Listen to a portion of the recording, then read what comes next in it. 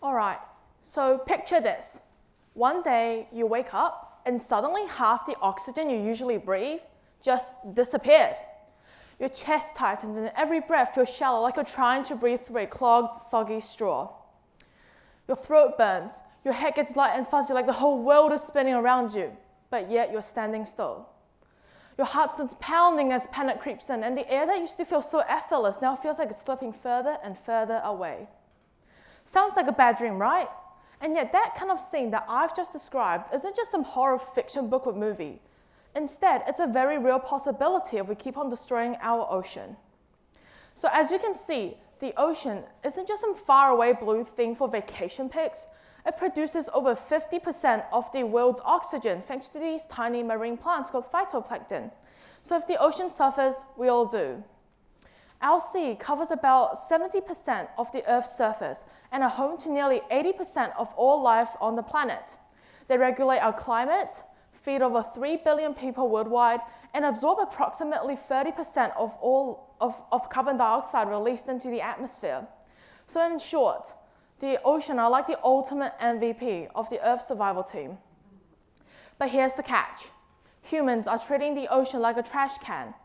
Every year, there are about 8 million tons of plastics that ends up in our sea, which is like dumping a garbage truck full of straws, cans, boxes, and much more into our ocean every minute, every day.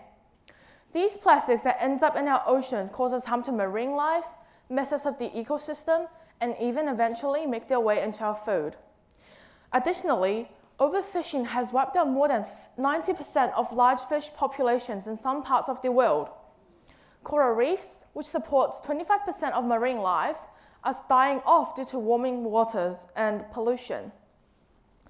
That being said, there are some ways we can flip the script and actually make a difference.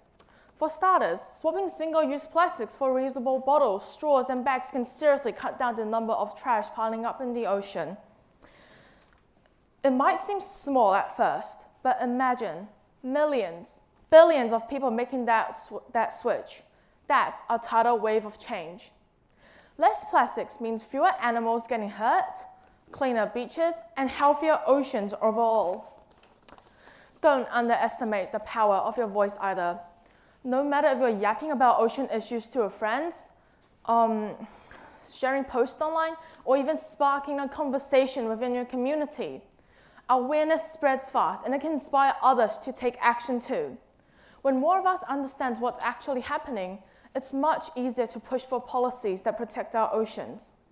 And finally, jumping into action is huge. Whether it's joining a beach cleanup, supporting an online campaign, or starting a school project.